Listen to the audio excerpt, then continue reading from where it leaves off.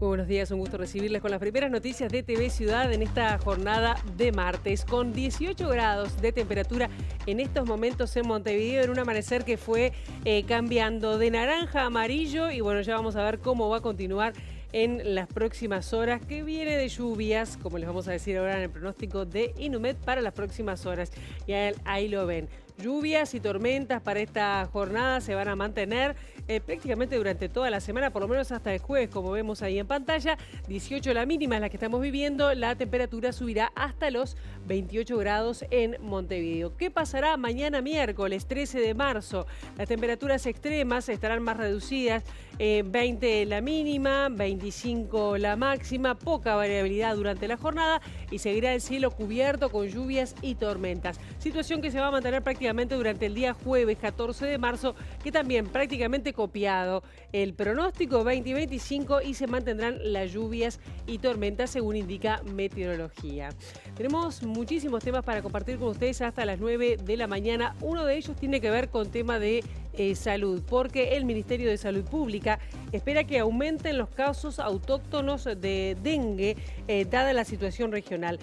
Por su parte, la Comisión Nacional Asesora de Vacunas por ahora no está recomendando la vacunación contra el dengue, tema que vamos a profundizar más adelante.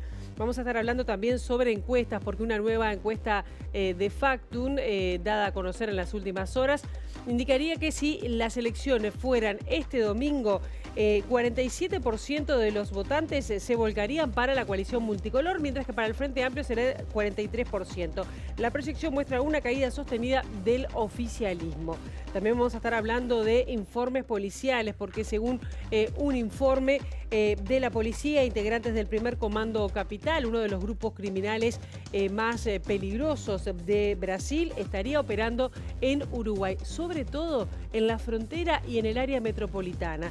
También vamos a estar hablando de la decisión que se tomó en las últimas horas también con respecto al fútbol. ¿Dónde se jugará la sexta fecha del torneo de apertura? Bueno, será en el campeón del siglo y no en el Estadio Centenario, donde quería el Ministerio del Interior.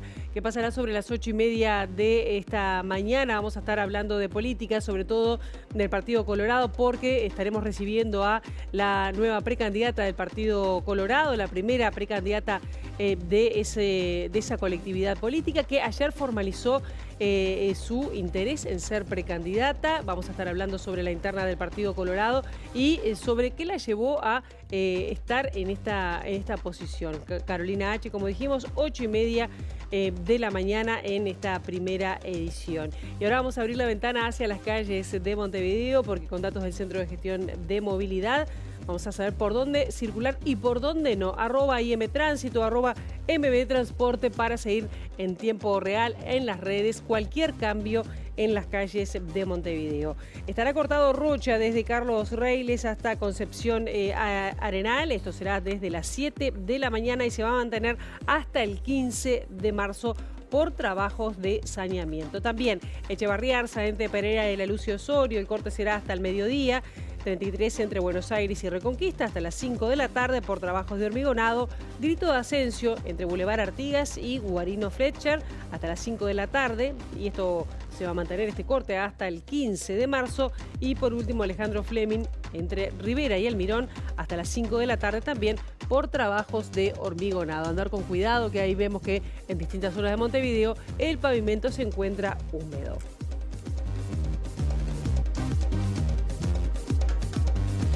Comenzando el desarrollo informativo, les decimos que el Frente Amplio, el Tribunal de Conducta Política del Frente Amplio, elaboró un informe favorable al diputado Gustavo Olmos, que ustedes recuerdan había sido denunciado por acoso sexual y laboral de su suplente Martina Casas. Casas dijo que recibió la resolución preliminar en el mes de febrero, hizo los descargos y además dijo que bueno, el plenario va a considerar este dictamen el próximo sábado y deberá estudiar 8 casos similares al de ella.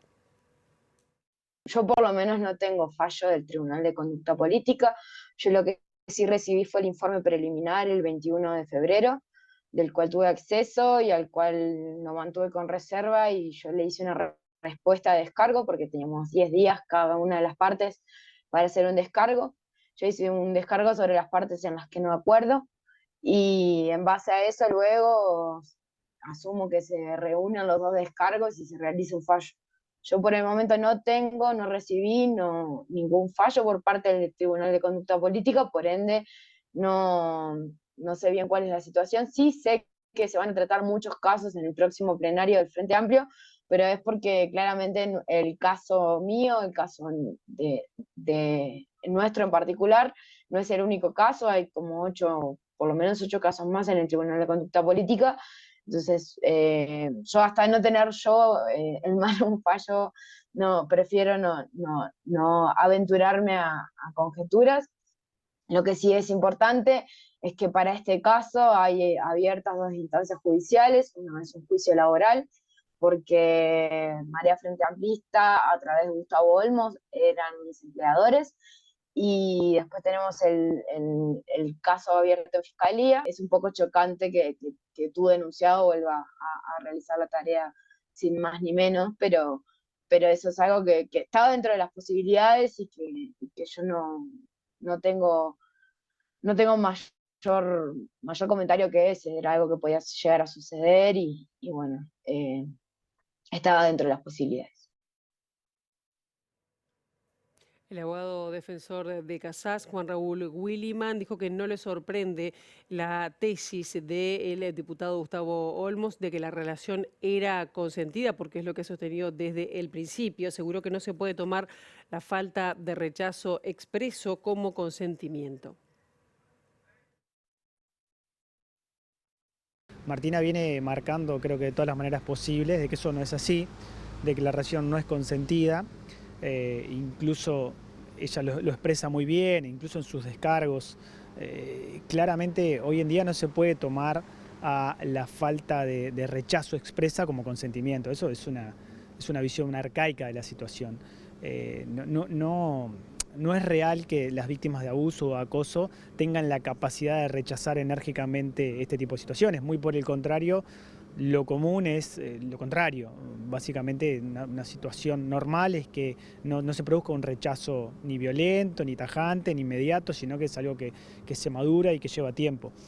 Por eso llama un poco la atención lo que ha trascendido del fallo, en cuanto a que la falta de rechazo poco menos que implica consentimiento. Creo que es algo muy liviano como para sostener, sea porque se manejen chat de forma aislada y descontextualizado, o sea que se quiera entender a la falta de rechazo como alguna forma de consentimiento. El presidente del Frente Amplio, Fernando Pereira, dijo que no se expresará sobre el fallo del Tribunal de Conducta Política hasta que lo haga el plenario del Frente Amplio el próximo sábado. Señaló que Olmos está habilitado a regresar a su banca, ya que es improcedente que un tribunal partidario tenga que esperar la resolución de la justicia para fallar. El tribunal ha trabajado con seriedad y con responsabilidad durante meses, no solo en este caso, sino en varios. En todos ellos tiene dictámenes, los dictámenes los vamos a analizar el día sábado y a partir de ahí la sociedad uruguaya va a saber qué se definió en cada caso. Y lo vamos a hacer entre los Frente Amplistas, porque este es un tribunal de conducta política del Frente Amplio. No es un tribunal de conducta política de Uruguay, es del Frente Amplio, donde laudan los Frente Amplistas, luego de que un tribunal expresamente conformado para analizarlo con distintos protocolos, llegan a un fallo. Si nosotros siempre tuviéramos que esperar a que laudara la justicia, entonces el tribunal dejaría de actuar hasta que la justicia laude. Y esto no parece ser procedente en un partido político, donde hay que tomar decisiones. Pero, insisto, dependiendo del caso se puede tomar esa decisión, pero no puede ser una norma que hasta que no haya un fallo judicial no se laude. Puede ser una de las opciones, pero hasta el sábado no lo vamos a saber. ¿Qué opinas sobre esta percepción de poco apoyo por parte de la fuerza política que siente Martina Casas? Bueno, me parece que ha tenido todo el apoyo posible. Después yo no puedo analizar ni conocer las percepciones, pero desde el primer día el Frente Amplio puso todo lo que tenía a disposición. Y Pereira también habló sobre la denuncia que hizo en redes Romina Celeste respecto a el exintendente de Canelones, Yamandu Orsi, y dijo que es un tipo de campaña sucia que el Uruguay no está acostumbrado. Además, en la mesa política del Frente Amplio llamó a un pronunciamiento de todos los partidos políticos sobre este tema. Si alguien tiene un hecho de este tipo con esta cuestión, debería ir a la justicia, no a una red social. Y si no quiere ir a la justicia, no irá. Pero lo que tenemos que hacer los partidos es expresarnos en contra de estas prácticas políticas que solo le pueden hacer daño a la democracia uruguaya. Pereira también respondió a la pregunta de si hay un aparato político detrás de la denuncia de Romina Celeste Papazo. Lo que nos dicen los expertos es que hay dinero colocado. Y por lo menos debería explicar quién colocó el dinero para financiar este modo de transmisión y este modo de propagación de la noticia. Y si no se puede hacer, alguien está. Si no es ella la que lo financia, alguien lo tiene que financiar. Y es mucho dinero, por lo que se nos dice por parte de nuestros expertos, ¿no? Beatriz Argimón dijo que podría llegar a ser dentro de la campaña del propio Frente Amplio esto. No, ni cerca. Dentro de la campaña del Frente Amplio lo que se han acordado son 9 actos conjuntos. Si hay algo que es seguro es que acá no hay un problema interno, hay un problema externo y lo colocó el Partido Nacional, una miembro del Partido Nacional. Con lo cual el primer partido que se tiene que desmarcar es de quien dice ser parte, esta señora que dice ser parte del Partido Nacional. El precandidato nacionalista Álvaro Delgado dijo que si hay dudas respecto a quién está atrás de esta campaña, debería ir a la justicia. Además, dijo que hizo estas declaraciones durante el lanzamiento de una lista del sector de centro que apoya su precandidatura. Me parece que cuando hay este tipo de situaciones, por lo menos mi posición es que lo mejor y lo más garantista es lo que lo dirima la justicia, con garantías para todos. Así que en ese sentido, yo no sé si hay o no denuncias, pero si lo hay, me parece que la justicia, por lo menos en lo que creemos nosotros, es lo que nos genera más garantías para todos. Hoy se ha dicho que hay intereses y plata de por medio promoviendo esta situación, dando a entender que no es simplemente la denuncia, que hay algo más. La verdad se lo tienen que preguntar a él, El Partido Nacional lo sufrimos en la elección pasada esto, y hicimos la denuncia a Fiscalía y la verdad que se aclaró en su momento, pero en este caso cuando se intentan generar dudas sobre que hay otro tipo de organizaciones atrás de esto que apareció en las redes, que no lo quiero calificar porque en definitiva es un tema de redes y no está en la órbita judicial, ni me corresponde hacerlo, hay que tener pruebas y una vez más me remito a la respuesta anterior, a la justicia con toda la garantía. Y seguimos en tema de campaña electoral, pero esta vez con cifras o con porcentajes, porque si las elecciones fueran el próximo domingo, el Frente Amplio tendría 43% de los votos, mientras que el Partido Nacional una intención de votos de 29%, el Partido Colorado 8%, 7% para Cabildo Abierto, 3% para el Partido Independiente, según datos presentados por la última encuesta de Factum, que lo hizo anoche en BTV. Otros partidos mantienen 6% de preferencias y 4% votaría en blanco o anulado, como están viendo en pantalla. Sumado, el oficialismo obtendría 47%, mientras que el Frente Amplio, principal partido de oposición, obtendría 43%. En la comparación del porcentaje obtenido en octubre de 2019, el Frente Amplio obtiene un crecimiento de 4% en la adhesión, más que el 39% de los votos de la última elección nacional. La coalición de gobierno en conjunto sufrió una caída de 7 puntos en términos porcentuales respecto a ese año, 2019. La encuesta fue cerrada el 2 de marzo sobre una muestra de 900 casos consultados por teléfono. La ficha técnica de la muestra señala que el máximo margen de error se ubica entre 1,7% y 3,3% márgenes de error en general de cualquier encuesta. Y seguimos hablando de temas políticos porque hay novedades dentro del Frente Amplio, los sectores Magnolia y Plataforma, integrantes de convocatoria sereñista progresistas, pidieron que se retire la precandidatura presidencial de Mario Vergara y que dicho conjunto de agrupaciones pase a apoyar la precandidatura de Yamandu Orsi. Convocatoria sereñista progresistas tomarán una decisión al respecto el próximo lunes. Hacemos un análisis, un balance político y táctico que tiene que ver con el rol que nosotros tenemos que asumir en este momento, en el entendido de que la ciudadanía frente amplista entendemos que tiene hecha una elección de una fórmula más allá del orden y que esa polarización es tal que nosotros debiéramos trabajar en ensanchar las espaldas del espacio serenista, del espacio astorista, generando acuerdos políticos y acuerdos programáticos con alguna de esas candidaturas que claramente están disputando por estar en la fórmula, y dentro de esas candidaturas entendemos que lo ideal y lo mejor sería hacerlo con la candidatura del compañero Yamandu Orsi. A Mario le dijimos con claridad que esto es una disputa táctica, que no es para nada una disputa ni de su liderazgo, ni de reivindicar para nada el papel y el rol que tiene Convocatoria y que tiene él, no solamente en esta campaña para la victoria del Frente Amplio, sino también en un posible gobierno frente amplista para que sea el mejor. ¿Va a haber un escenario en que se apoye a dos precandidatos dentro de Convocatoria? Bueno, no es el escenario ideal, pero también las construcciones políticas llevan muchísimo tiempo. Convocatoria tiene apenas 2 años, logró muchísimos avances en esos 2 años y una diferencia táctica importante, sustancial, pero que no deja de ser táctica, no debería alejarnos de la construcción global y general hacia un Frente Amplio ganador en octubre, ¿no? Resta conocer cuál será la posición que adoptarán otros sectores que integran Convocatoria Sereñista, como Asamblea Uruguay, el Partido Demócrata Cristiano y Fuerza Renovadora, para poder conocer cuál será la postura final del bloque. Y justamente Fuerza Renovadora, que lidera Mario Vergara, analizará el tema el próximo jueves. La senadora Lilian Quechichian sostiene que el Frente Amplio debe evitar un escenario de bipolaridad de cara a las internas.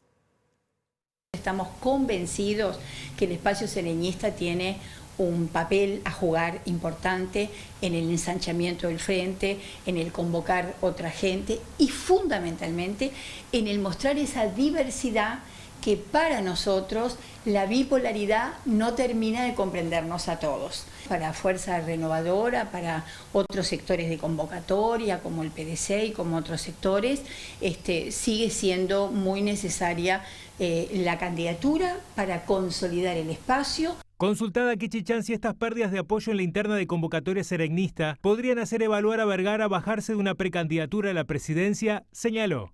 Vergara nunca se lo planteó. Para nosotros sereñistas debe tener una expresión propia, que se exprese con un número de lista, que se exprese con un conjunto de nombres que le vamos a ofrecer a la sociedad y que se exprese con un candidato propio.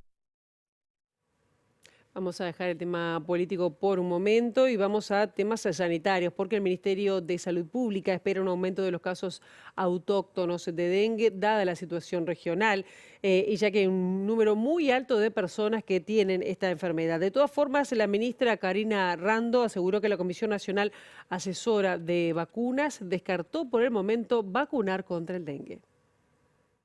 La Comisión Nacional Asesora de Vacunas se reunió el viernes pasado para definir si era necesario iniciar las gestiones para vacunar contra el dengue a la población uruguaya. Los expertos consideraron que en base a la evidencia disponible y considerando el contexto epidemiológico nacional, Uruguay no cumple con los criterios para su implementación. La vacunación es indicada en países con alta carga de enfermedad por dengue. En Uruguay, las condiciones actuales de circulación de dengue y por la vacuna en sí, por el tipo de vacuna y demás, no se recomendó vacunar en Uruguay. La ministra de Salud Pública sostuvo que si bien hay 4 casos autóctonos confirmados en el país y 49 importados, se espera un aumento en la cantidad de personas con la enfermedad. Han aparecido otros casos probables que están por confirmarse por el test de PCR. Como ustedes saben, hay un primer test que es un test rápido y hay algunos otros casos positivos por test rápido que están esperando la confirmación del PCR, por lo tanto probablemente vayan a ser más.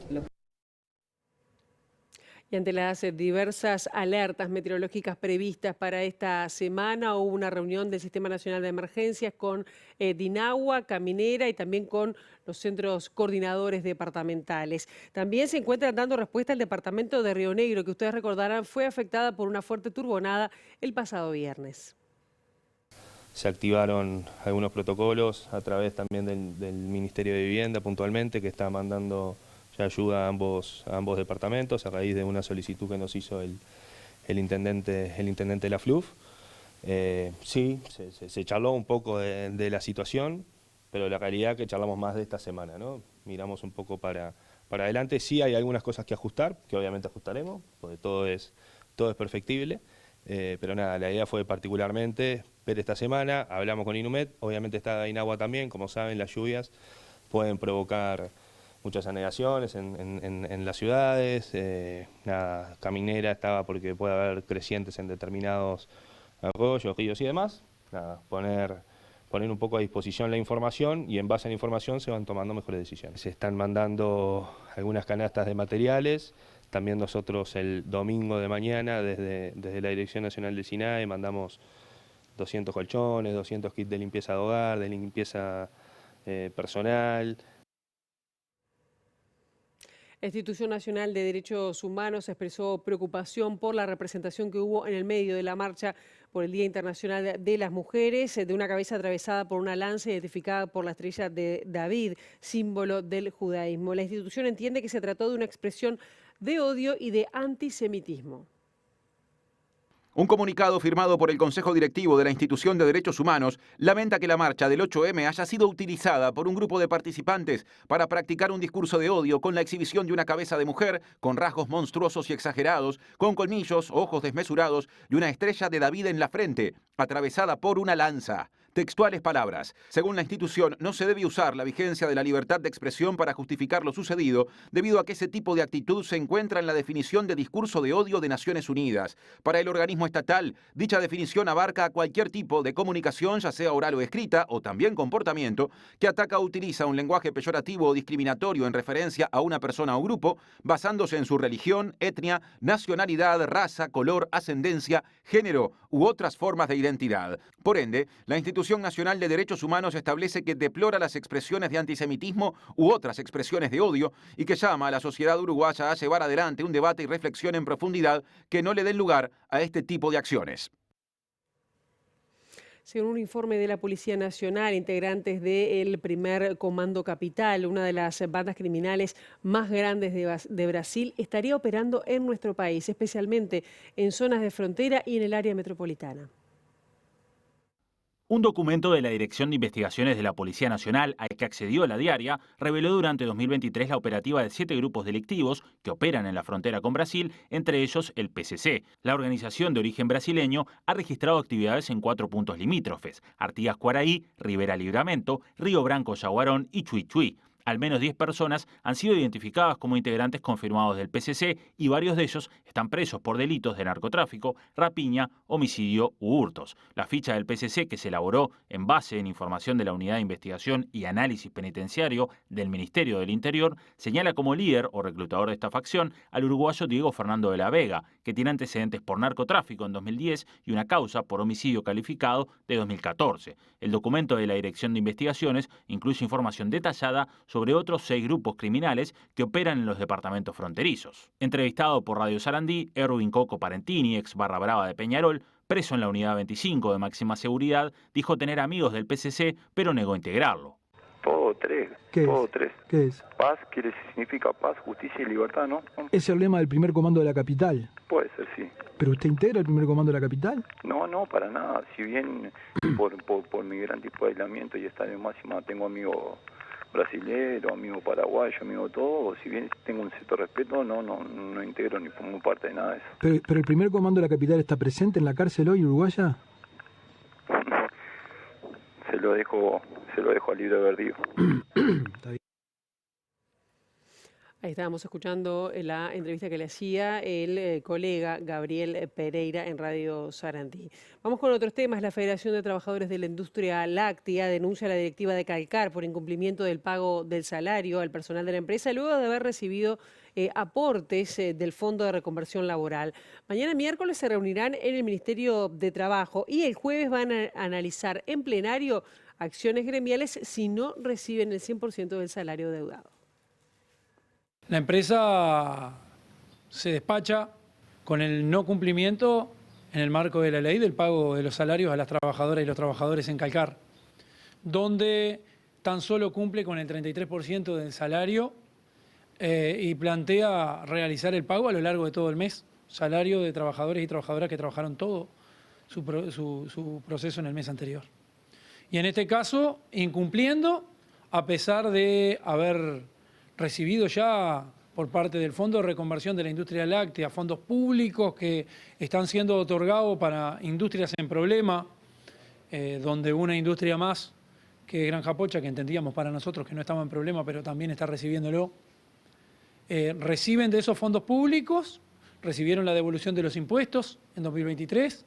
Esta empresa, dicho por actores de la comisión reguladora del fondo, recibió también adelantos del mismo. Bueno, a pesar de estar recibiendo estos fondos, nuevamente vuelve a incumplir con las trabajadoras y los trabajadores.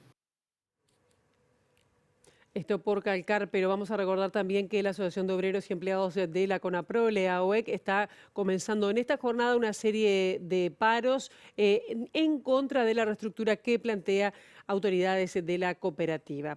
Vamos ahora a otros temas.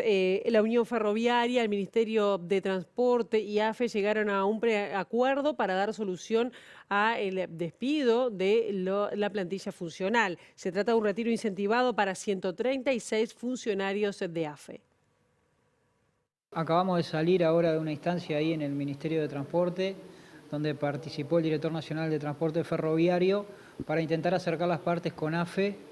Y bueno, lo que se acordó en el día de hoy es un preacuerdo que tendría vencimiento el próximo 20 de marzo, en el cual la empresa se compromete a realizar una fórmula donde abarque a los 70 trabajadores que van a quedar en AFE y poder encaminar la reestructura del ente, que es lo que viene reclamando el sindicato desde hace mucho tiempo.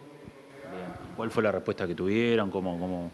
Bueno, en principio es la apertura del ámbito, no apareció arriba de la mesa una fórmula que pudiera resolver el conflicto, pero bueno, la reapertura del ámbito a partir de mañana, con ese plazo hasta el 20 de marzo, y bueno, intentar a que se llegue a una fórmula que contemple a la totalidad de los trabajadores.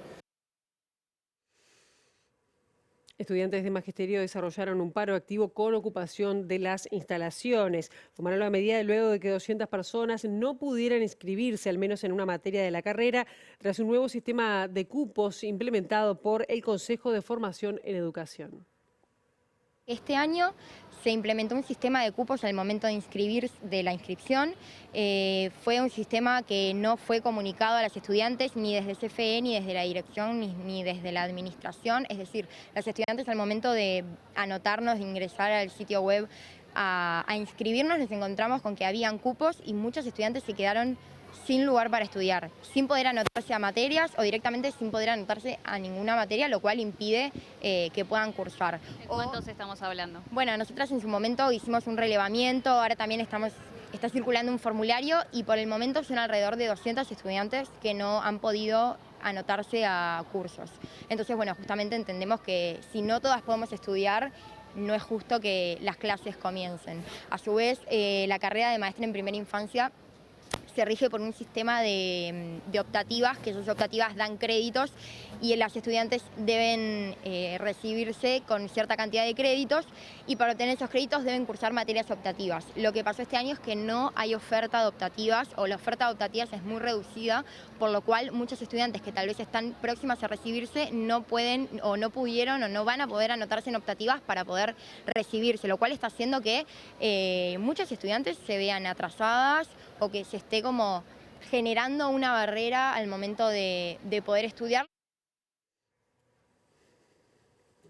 Momento de salir a exteriores, donde nos llama la información y nuestra compañera Juliana Perdomo. Juliana, muy buenos días, bienvenida.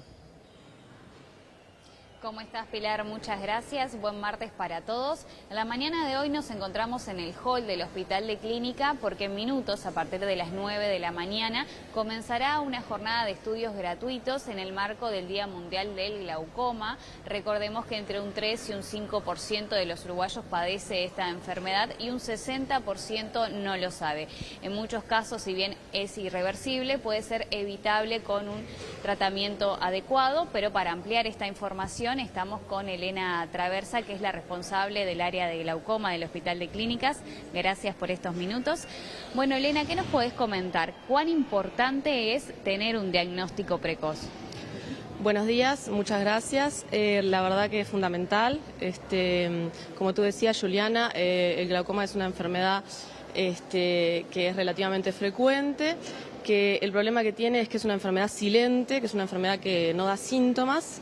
Nosotros habitualmente le llamamos el enemigo silencioso de la visión.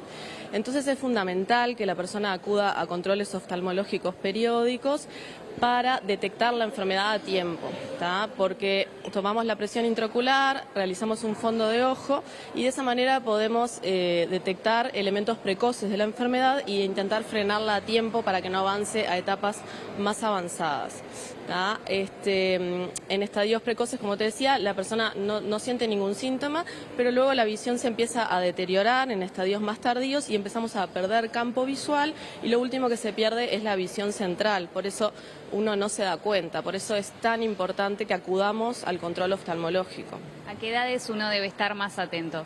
Sobre todo después de los 40 años es cuando hay mayor incidencia de la enfermedad, si bien existen formas de glaucoma juveniles o infantiles. Si nosotros tenemos antecedentes familiares, si nuestra familia, madre, padre o hermanos padecen la enfermedad, tenemos más riesgo, entonces nos tenemos que controlar más frecuentemente. Pero la idea general es que a partir de los 40 años, una vez al año, aprovechar que necesitamos a veces renovar los lentes porque aparece la presbicia y necesitamos lentes, bueno, que acudamos al control con el profesional correspondiente, que es el oftalmólogo, que es quien debe hacer la receta y debe hacer un examen oftalmológico completo para pesquisar esa enfermedad como otras. ¿Hay reticencia de los usuarios en hacerse este tipo de estudios por miedo quizás? No, de ninguna manera. Son exámenes indoloros, no invasivos, que llevan pocos minutos y eso no genera ningún perjuicio en el usuario, no deja viendo borroso, eso es muy importante de saberlo, y son unos pocos minutos y podemos detectar una enfermedad que podemos intentar frenar su progresión y llevar a la ceguera irreversible, que es el mayor miedo que tenemos en los pacientes con glaucoma, porque realmente muchas veces, a pesar de las campañas que se hacen y todo, muchas veces llegamos en estadios muy tardíos a realizar el diagnóstico y eso lleva muchas veces a ceguera irreversible que lamentablemente no podemos recuperar. Si nosotros agarramos la enfermedad a tiempo, podemos hacer un seguimiento, podemos hacer un tratamiento y podemos evitar que se llegue a la ceguera, que eso es lo importante. Una vez que se detecta la enfermedad, ¿el tratamiento es de por vida? ¿Cómo se comienza? Sí, es una enfermedad crónica que no tiene cura y que el tratamiento es de por vida. Puede consistir en gotas, puede consistir en láser o en cirugía. Depende del caso de cada paciente, se individualiza el tratamiento. ¿Hay muchos casos que se llevan a cirugía? No son la mayoría de los casos. Pero en casos avanzados o personas que no pueden acceder al tratamiento o que tienen intolerancia al tratamiento, sí tenemos que acceder a cirugía. Son sobre todo los glaucomas que son más agresivos, pero no es la mayoría. De todas formas, la cirugía no es curativa. La cirugía es para bajar la presión de la vista, que es el principal factor de riesgo para la progresión de la enfermedad. Pero no es la mayoría de los casos. La mayoría de los casos se trata sencillamente con gotas o láser. ¿Se ha constatado que se da más en mujeres que en hombres o es indiferente? No, eso es indiferente. Hay algunos tipos de glaucoma que sí son más frecuentes en mujeres, pero eso es indiferente. Sí es muy importante la presencia del antecedente familiar, eso aumenta el riesgo, la existencia de raza afrodescendiente, eso también aumenta el riesgo, y bueno, y después existen otras patologías asociadas. Elena, ¿qué se espera para la jornada de hoy, teniendo en cuenta que ya se viene haciendo hace muchos años? Bueno, la jornada de hoy está en el marco de lo que es la Semana Mundial de Glaucoma, que la idea está organizado por la Organización Mundial de Glaucoma, y la idea es a nivel mundial generar conciencia sobre la enfermedad. Entonces se llevan a cabo distintas estrategias de promoción de la enfermedad y de prevención de la misma. En el caso del Hospital de Clínicas, la Cátedra de Oftalmología, justo con la Licenciatura de Oftalmología, además con la colaboración del Ministerio de Salud Pública y la Asociación Uruguaya de Oftalmólogos, hemos organizado esta jornada, que la venimos haciendo hace muchos años, que lo que hacemos es constatar la presión intraocular de las personas que accedan a ella y visualizamos el fondo de ojo sin dilatación para visualizar el nervio óptico, que es el nervio que se enferma en el glaucoma. Entonces, cuando nosotros visualizamos el nervio óptico podemos encontrar algún elemento de sospecha de la enfermedad. Nosotros en general hemos estado pesquisando como unos 300 pacientes en otros años, veremos hoy qué convocatoria tenemos. La jornada se va a desarrollar de 9 a 11:30, es totalmente gratuita, es para toda la población, no hay por qué ser usuario del hospital. Y la idea es que si nosotros encontramos algo que nos llama la atención, vamos a derivar al paciente a su prestador de salud para que se haga un examen oftalmológico completo. Vamos a estar toda la cátedra, todos los residentes, los estudiantes de la residencia o la especialidad en oftalmología y además la licenciatura en oftalmología y las autoridades de la ASUO, que es la Asociación Uruguaya de Oftalmólogos. Muchísimas gracias. Muchas gracias a ustedes por estar. Bienvenidos. Bueno, Pilar, ya saben, a partir de las 9 de la mañana y hasta las 11:30 pueden acercarse aquí al hall del Hospital de Clínica, ingresando enseguida, que va a estar todo este evento organizado para realizarse los estudios gratuitos. Bien, muchísimas gracias, Juliana. Digo, realmente muy importante. Quienes estén cerca, quienes puedan llegar hasta clínicas, es totalmente gratuito y la prevención es fundamental para evitar el desarrollo de esta enfermedad, como estábamos escuchando recién. Gracias entonces por este aporte. Nosotros ahora hacemos una brevísima pausa. A la vuelta de la misma vamos a tener entrevista central. Ya venimos.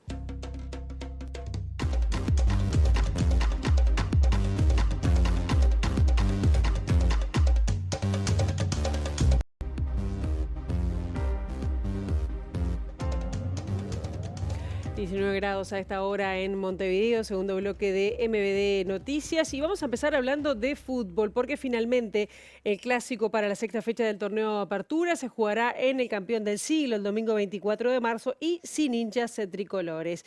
Pese a la recomendación del Ministerio del Interior de que el partido se disputara en el Estadio Centenario y tras una reunión que se concretó en la tarde del lunes en la sede de la cartera de seguridad, Peñarol optó por oficiar como local en su reducto, mientras la misma postura mantuvo Nacional, que lo va a recibir en el Gran Parque Central en el partido de vuelta por el Clausura.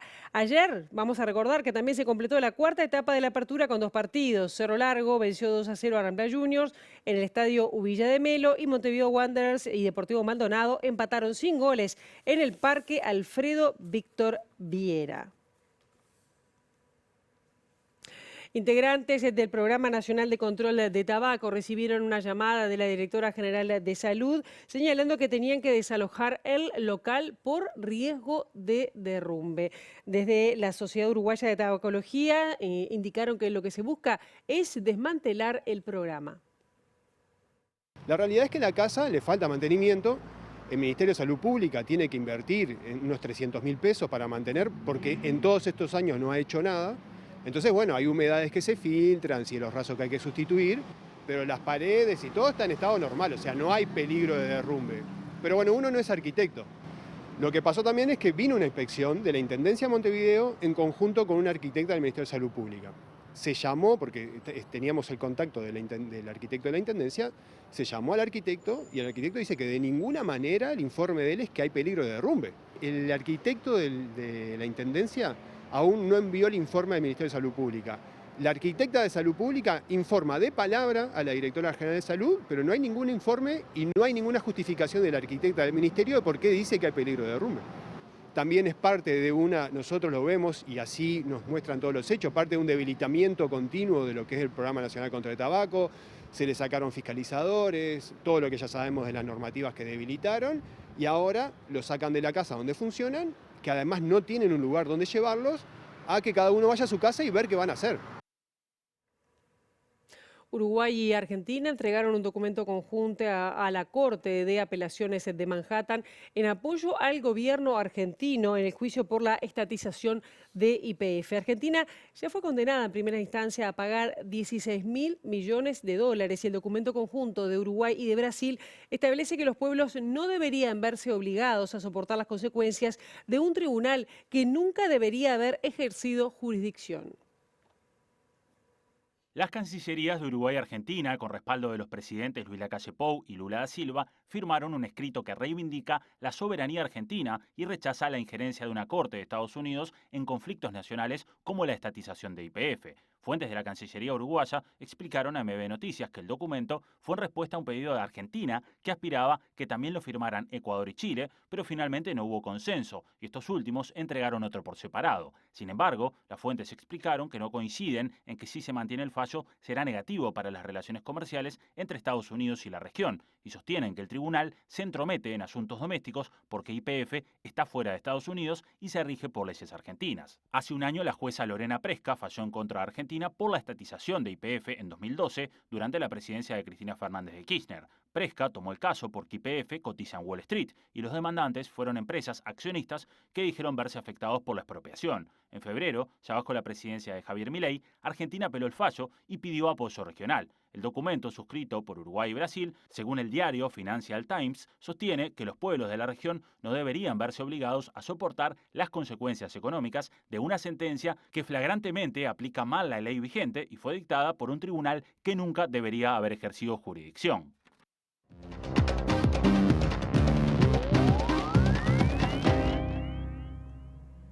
Y comenzamos con Haití porque según varias agencias internacionales dimitió el primer ministro haitiano Ariel Henry y aceptó ceder el poder a un gobierno de transición en el país caribeño azotado por la violencia de pandillas.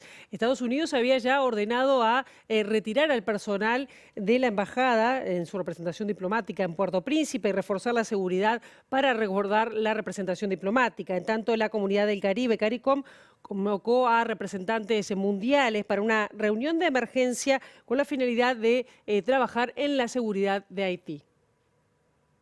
El ejército estadounidense informó que llevó a cabo un sobrevuelo en el espacio aéreo haitiano y además reforzó la presencia de cuerpos de seguridad que resguardan las instalaciones, afirmando que el ejercicio hace parte de su rutina de seguridad en las representaciones diplomáticas mundiales. Estados Unidos le ha pedido al actual primer ministro haitiano Ariel Henry que impulse una reforma política que permita facilitar la transición del poder en la isla, aunque Henry sigue sin aterrizar en Puerto Príncipe, por lo que ante la peligrosa situación y la constante movilidad de los ciudadanos haitianos, República Dominicana ha decidido cerrar su frontera terrestre con el país vecino, previniendo un ingreso masivo de desplazados por el conflicto y que quieran buscar asilo en Santo Domingo.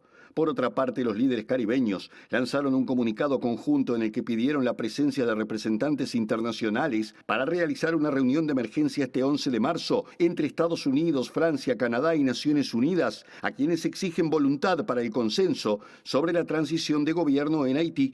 El presidente salvadoreño Nayib Bukele también expresó su sentir en relación a la alarmante situación dentro de ese país, ofreciéndose para arreglarlo a través de una visión cooperativa con el país receptor y Naciones Unidas, a través de una resolución del Consejo de Seguridad, el consentimiento del país anfitrión y que estén cubiertos todos los gastos de la misión, escribió Bukele en su cuenta de X. Los palestinos de la Franja de Gaza están celebrando el primer día del mes sagrado del Ramadán bajo fuego israelí sin tregua a la vista mientras se sigue viviendo una situación de crisis humanitaria y las primeras muertes además por hambrunas que afectan en primer lugar a niños, niñas y ancianos.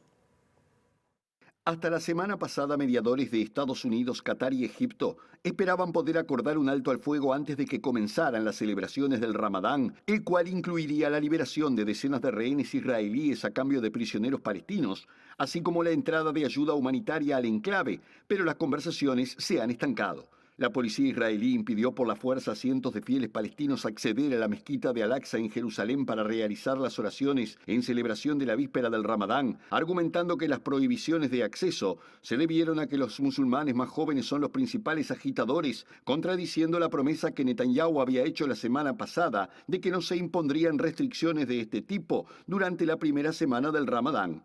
A pesar de las sombrías condiciones de Gaza, residentes del enclave palestino intentan avivar la alegría de las festividades, celebrando oraciones al aire libre entre los escombros de los edificios destruidos por los bombardeos israelíes y algunos incluso colgando adornos de sus campamentos de refugiados. No obstante, los ataques prosiguen y dejaron al menos 67 personas muertas solo en las últimas 24 horas, lo que eleva el total de víctimas mortales a 31.112, señaló el Ministerio de Salud local, mientras que el esperado corredor humanitario anunciado por Occidente la semana pasada presenta retrasos para llevar ayuda a una población en riesgo de hambruna.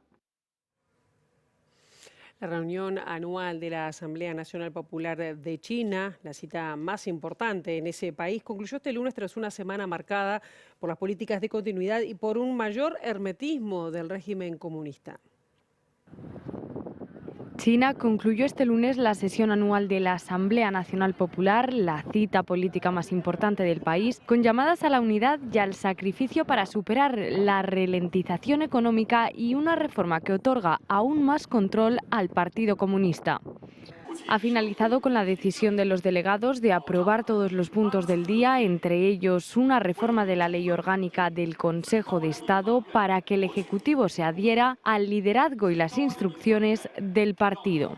Por otro lado, el dominio del Partido Comunista sobre la política china será más sólido y sigue a las proclamaciones de los funcionarios de garantizar la seguridad nacional con la promesa de promulgar leyes que mejoren su capacidad y tras ampliar la Ley de Secretos de Estado para incluir secretos laborales en información ya de por sí restringida.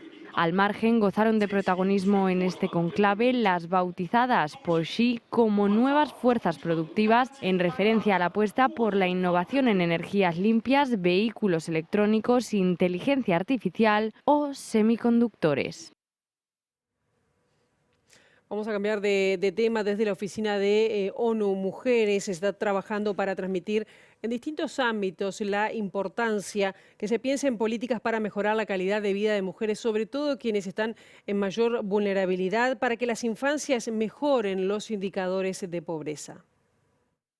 La Oficina Coordinadora Residente de Naciones Unidas en Uruguay se ha reunido con candidatos y con los equipos técnicos vinculados a los candidatos de las distintas agrupaciones políticas y hemos tratado también de la Oficina de Mujeres poner este tema de la feminización de la pobreza junto con la infantilización, porque se hablaba siempre de los niños, ¿no? Y los niveles altos de pobreza en la población infantil menor de 18 años, pero cuesta siempre este tema de verlo al lado de esas madres que son las que tienen que sostener esos hogares, o abuelas o mujeres, ¿no? de esos hogares que son más que solo las madres, y que efectivamente o sea, solo usamos las mujeres como un medio, que era lo que se venía viendo, ¿no? Generalmente, bueno, todas las medidas de asignaciones familiares, etcétera, o para garantizar los derechos, ¿no? de esos niños, siempre la madre como un medio para lograr eso, pero en realidad hay que verla ella también como quien tiene derecho, ¿no? a ejercer su autonomía y a lograr esa autonomía, y que de esa forma va a empoderar también a su entorno y a sus hijos, ¿no? Que también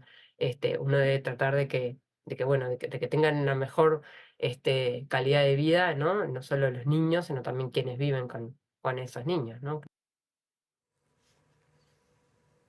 Vamos a otros temas. La tasa de no registro a la Seguridad Social de personas ocupadas disminuyó 0,2% y se ubicó en 22,4% según las cifras del Instituto Nacional de Estadística. El presidente del BPS, Alfredo Cabrera, entiende que esta disminución podría estar atada a lo que pasa en la frontera con el empleo, dada la diferencia cambiaria con Argentina.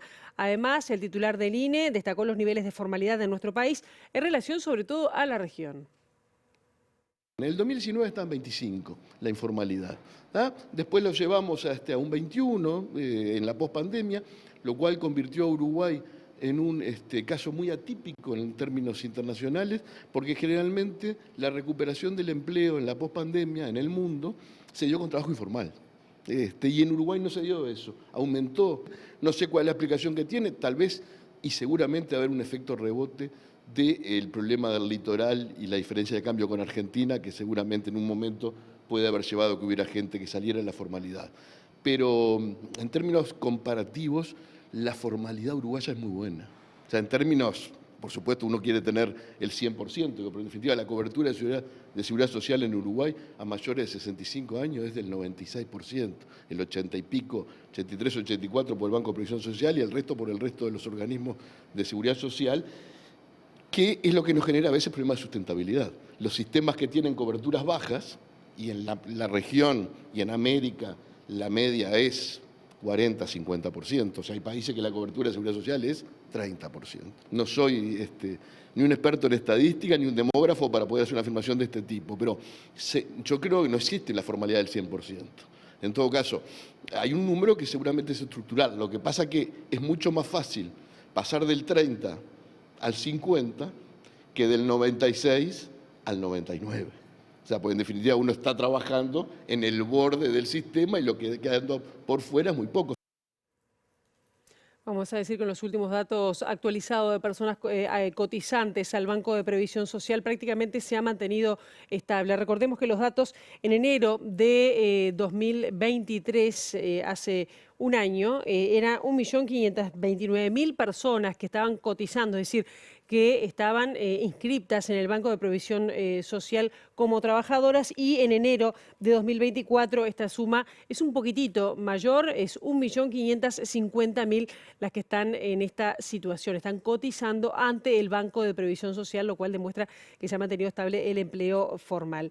Vamos ahora a otros temas y vamos a hablar concretamente de Montevideo, porque la Defensoría del Vecino y la Vecina presentó su informe anual ante la Junta Departamental. En 2023 se recibió 1.391 reclamos. Esta defensoría en su mayoría fueron del municipio B, seguidos del CH y luego del E. 60% de los casos son departamentales, no son departamentales y dependen exclusivamente del Estado, es decir, se reclamaba a la Intendencia o a organismos locales como municipios, pero referían a cuestiones que no eran del segundo y tercer nivel de gobierno. El restante 40% sí le compete a la Intendencia de Montevideo. Vemos este informe. A diferencia de otros años, las mayores solicitudes que recibió la Defensoría fueron por problemas edilicios, ya sea por humedades, fincas abandonadas o construcciones inapropiadas. Los reclamos por contaminación acústica y ruidos molestos siguen siendo los más atendidos, al igual que los conflictos por tenencia irresponsable de mascotas. Y creo que hemos, por una apuesta explícita nuestra, hemos mejorado mucho el trabajo, la coordinación con MIDES, con Seguridad Ciudadana del Ministerio del Interior en los últimos meses, cosa que es destacable. Hemos tenido que aprender a trabajar con el Ministerio de Transporte, con la empresa Ferrocarril Central, articulando estas instituciones con la Intendencia en temas de enorme magnitud para lo que implica en términos de transformación de ciudad la enorme obra de Ferrocarril Central. De pronto a nosotros nos caen vecinos planteándonos por un tema pequeñito pero que está vinculado a ese proceso enorme, gigante, que es incluir dentro de la ciudad esta obra, ¿no? Y eso nos ha ayudado también, bueno, a poder articular con el Ministerio de Ambiente también, hemos trabajado bastante bien, con la Universidad de la República, con la Universidad Católica tenemos un convenio muy reciente, con la Facultad de Ciencias, Facultad de Ingeniería, bueno. Vamos a recordar que este jueves se va a dar la segunda votación en el marco de la Junta Departamental para la elección de la titularidad de la Defensoría de Vecinos y Vecinas de Montevideo. En la primera no hubo la mayoría especial requerida. En esta segunda, este jueves, bueno, será una nueva instancia entre los 5 candidatos y candidatas que están allí sobre la mesa, y si no, habrá una tercera instancia que ahí se votará por mayoría simple, así que en breve será anunciado quién va a ocupar la titularidad de la Defensoría del Vecino de Montevideo. Hasta aquí llegamos con esta primera edición de MBD Noticias, que en compañía de Ciudad Viva, y nosotros estaremos volviendo mañana bien tempranito a las 8 en punto de la mañana. La actualización informativa 13:19, así que bueno, buena jornada.